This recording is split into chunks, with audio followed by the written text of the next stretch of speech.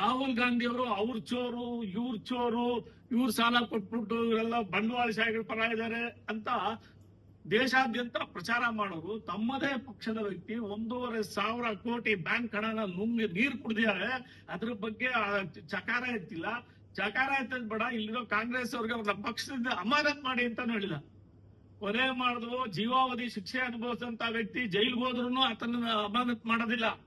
ಅವ್ರು ಇನ್ನೂ ಸದಸ್ಯರಾಗಿ ಮುಂದುವರಿಸ್ತಾ ಇಲ್ಲ, ಅವ್ರದ್ದೇನಿಲ್ಲ ಹೊರಗೆ ಬರ್ತಾರೆ ಅಂತ ಆಗಿನ DCM ಅವ್ರು ಹೇಳಿದ್ರು.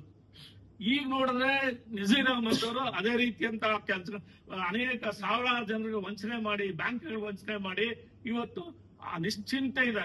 ಈ ವ್ಯಕ್ತಿ ವಿಧಾನ ಪರಿಷತ್ ಸದನದಲ್ಲಿ ಪ್ರಧಾನಮಂತ್ರಿಗಳ ಫ್ರಾಡ್ ಅಂತ ಕರೆದಿದೆ. ಫ್ರಾಡ್ ಇವರು ತಾನ್ ಕಳ್ಳ ಪರನಮ್ಮ ಅಂತ ಒಂದು ಗಾದೆ ಇದೆ ಕನ್ನಡದಲ್ಲಿ.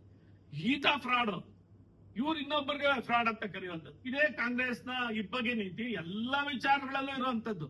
ಆದ್ರಿಂದ ನಾನು ಒತ್ತಾಯ ಮಾಡ್ತೀನಿ ಕಾಂಗ್ರೆಸ್ ಪಾರ್ಟಿಗೆ, ಇವರನ್ನ ಯಾವುದೇ ನಿಮ್ಮ ವೋಟ್ ಬ್ಯಾಂಕ್ ರಾಜಕಾರಣದ ದೃಷ್ಟಿಕೋನದಿಂದ ಕಾಪಾಡುವಂತದ್ದಾಗಲಿ ಉಳಿಸ್ಕೊಳ್ಳುವಂತದ್ದು ಮಾಡದೆ ಸಾರ್ವಜನಿಕ ಹಿತದೃಷ್ಟಿಯಿಂದ, ಸಾರ್ವಜನಿಕರ ತೆರಿಗೆ ಹಣದ ದೃಷ್ಟಿಯಿಂದ ಅವ್ರನ್ನ ಕೂಡಲೇ ಪಕ್ಷದಿಂದ ಅಮಾನತ್ ಮಾಡಬೇಕು.